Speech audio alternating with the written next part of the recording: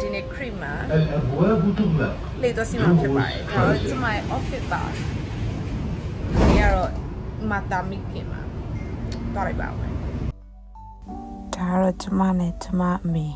ဒူဘိုင်းရဲ့ cream နောက်ဆုံး green line ကို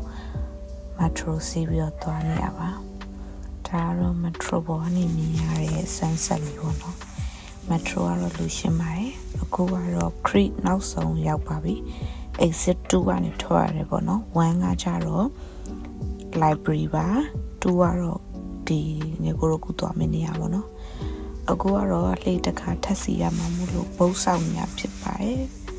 ဒါလှေပေါ်ကနေမြင်ရတဲ့ view ပေါ့နော်ကျမနဲ့ကျမမေရန်လှဒါတော့လှေပေါ်ကနေမြင်ရတဲ့ဒူဘိုင်းရဲ့လှပလေးဖြစ်ပါတယ်ကျမကတော့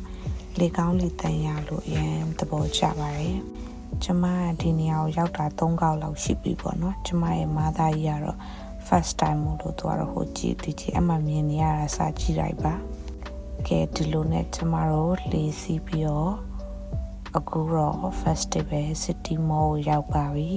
လေကနှစ်ချက်ပဲပေးရတာဖြစ်တဲ့အတွက်ကြောင့်မို့လို့လေကောင်းလေတန်ရှူခြင်းတဲ့သူတွေသွားပြီးတော့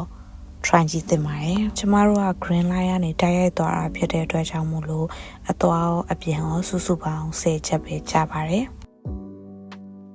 ဒီနေရာကဒူဘိုင်းဖောင်တိန်လောက်တော့မလှဘူးဆိုပေမဲ့ရေပန်းလေးကရာလေးကလည်းကြည့်လို့ကောင်းတယ်ပြီးရခါကျတော့လေကောင်းလေတန်လည်းရပါတယ်ဒီနေရာလေးကဒူဘိုင်းဖောင်တိန်လောက် view မလှဘူးဆိုပေမဲ့သူကလည်းသူတော့ကြည့်လို့ကောင်းပါတယ်ပြီးရခါကျတော့မြို့ထဲမှာလို့ကားတန်းတွေလည်းမချရတာဖြစ်တဲ့အတွက်ကြောင့်မို့လို့တော်တော်လေးစိတ်ကို relaxing ဖြစ်စေပါတယ်ကျမအမေကဒါပထမဦးဆုံးဖြစ်လို့သူ့ကိုလိုက်ပြတာပေါ့နော်အခုကအရန်လဲနေမပူတော့ဘူးဆိုတော့ညဘက်ဆိုရင်တော်တော်လေးမှနေလို့ကောင်းပါတယ်ဒီနေရာလေးမှာကလူတွေလည်းအရန်မများဘူးမိသားစုလိုက်ချေးခြင်းတဲ့သူတွေတငယ်ချင်းနဲ့လာပြီးချေးခြင်းတဲ့သူတွေအတွက်တော်တော်လေးအဆင်ပြေပါတယ်ဒီနေ့ရဲ့ဗီဒီယိုလေးကတော့ဒီလောက်ပါပဲဒါကတော့အမေနဲ့ကျမနှစ်ယောက်ပေါင်းတစ်ယောက်ကို30နဲ့ဒူဘိုင်းရဲ့နောက်ဆုံး cream မှာ fountain ကြည့်ပြီးတော့မှလေကောင်းလေးတန်ရှူခဲ့တဲ့ vlog လေးပဲဖြစ်ပါတယ်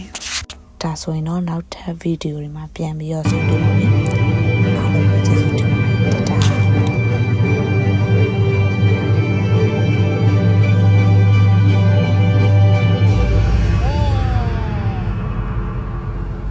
baby မီးသုံးကလည်းညှို့သွားတာပဲငါတယောက်ပဲအားပေးတယ်